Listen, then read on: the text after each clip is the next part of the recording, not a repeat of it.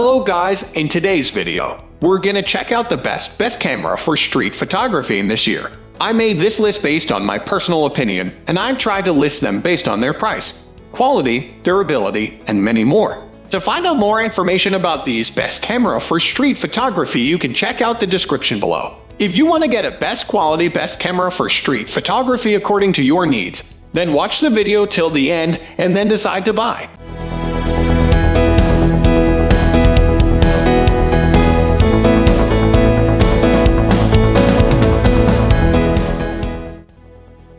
At the first position of our list, we have Fujifilm X10V. Bags of style, backed up with serious imaging tech. The Fujifilm X10V is it all. The fifth in a line of prime lens compacts. The X10V eschews zoom range in favor of a catch at all focal length and supreme image quality.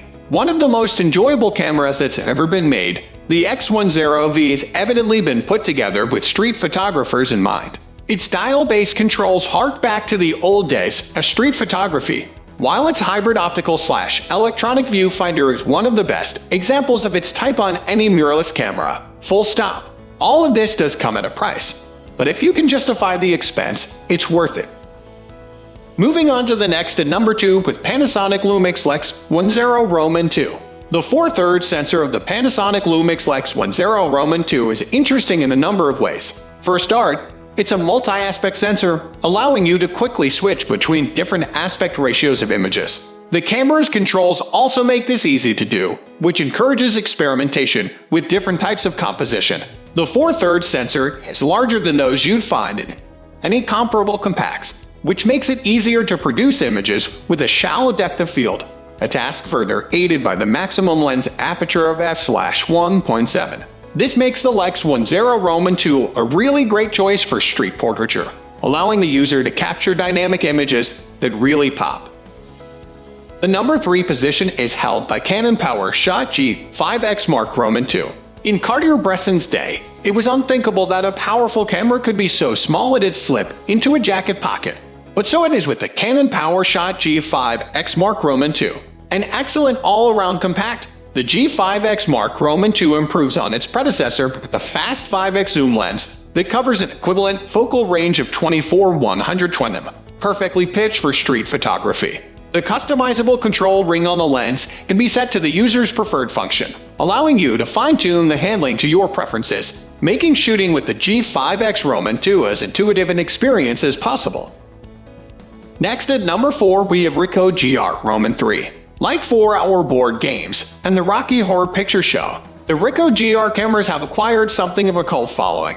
Their fans will extol, to anyone who'll listen, the virtues of their slim build and large sensor, a feature combination that does make the most recent model, the GR Roman III, a great option for street photography. So much so that it even comes in a dedicated street edition with a pop-on viewfinder and natty yellow stripe included, and with impressive features like 3-axis image stabilization, a high maximum ISO of 102,400, and a lean startup time of just 0.8 sec. The GR Roman III has the imaging cred to back up its looks. The number 5 position is held by Sony RX10 Roman 7. A camera doesn't get 7 iterations unless the idea was good to begin with, and the Sony RX10 Roman 7 is the latest in a line of terrific tiny compacts. Pairing a 24-200 equivalent size engineered lens with an extremely sophisticated autofocus system and enviably fast burst shooting is a winner in anyone's book. And all this makes it right up the alley of any street photographer. All this tech doesn't come cheap, however, and one could argue that the RX10 Roman 7 is a wee bit aggressively priced for a camera of its size and sensor size. The good news, though, is that if the asking price is too dear for you, the preceding RX10 models are still largely in production, so by all means have a look and see if one better suits you. The number 6 position is dominated by Nikon Z50. A perfect choice for those tempted by Nikon's full-frame Z system, but a little put off by the price of the cameras. The Nikon Z50 seems to have been priced with forensic precision to undercut its main APS-C rivals. It's also stuffed with features, so while you don't get full-frame, you do get a whole lot else: a generous AF system, wide dynamic range, solid high ISO performance, and more. While the Z system of lenses is relatively new, it promises to expand greatly in the future. And this makes the Nikon Z50 even more of a bargain at its current price. By all means, get in on the ground floor. Moving on to the next at number 7 with Fujifilm XPro 3. Let's be honest, shooting with modern, screen-equipped cameras is nothing like the street photography experience of decades gone by. Fujifilm, in a stunning display of daring, used its XPro 3 to push back at this a little, designing a modern digital camera designed to be used like a classic rangefinder. Its hidden fold-down LCD is designed to discourage shimping and keep you in the moment. And while you have a choice between a modern EVF or an optical-style rangefinder, it's clear which one Fujifilm would prefer you use. All of this presents a pretty steep learning curve. But when you master its quirks, shooting on the XPro 3 is a transcendental experience. The number 8 position is held by Fujifilm X10. There might not be as many external controls on the X10 as there are on the Fujifilm X-T3 or X-T4, but it's so small and lightweight it'll still make a great camera for street photography. It also has in-body stabilization, which will help capture sharp images, plus a fully articulated screen make it easy to shoot discreetly from the hip. Paired with the Fujifilm X-F35mm f/2 or the Fujifilm X-F23mm f/2 depending on whether you want a 50mm or 35mm equivalent in full frame. It makes for a perfect street photography setup. The Fujifilm X10 might just be the best APS-C camera on the market right now in terms of performance, build quality, and price point. There are also plenty of official Fujifilm lenses and third-party lenses to choose from in case you want to experiment with other styles of photography.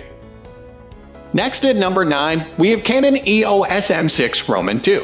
If you'll pardon our French for a moment, the EOS M6 Roman II represented the kick-up la derrière that the EOS M series desperately needed, and for its price it's one of the best Canon cameras and mirrorless cameras around. Pairing a seriously impressive APS-C sensor with super fast burst shooting and a beast of an autofocus system, this pocketable camera is more than just suited for street shooting, it excels at it. And given that it's packing more megapixels than the majority of Canon bodies, it's also a great choice if you've one eye on printing your images big. Finally, the number 10 position is dominated by Olympus OMD M5 Mark III. The Micro Four Thirds lens system has its skeptics, with many photographers spurning the cameras for their small sensors compared to APS-C. But the Olympus OMD M5 Mark III is a triumph for the entire line. That mount gives you access to loads of lenses from Olympus, Panasonic, and more. And the camera itself is a lightweight but powerful tool with a huge range of features. It's got weather-sealed construction, super fast pro capture mode, seriously impressive in-body stabilization, and plenty more. It's the kind of camera that's a lot of fun to delve into and get to know. It feels like you're always discovering something new about it. That's all for today. We upload camera and camera accessories review videos every single day. So, don't forget to subscribe and click the bell icon for the upcoming video notification.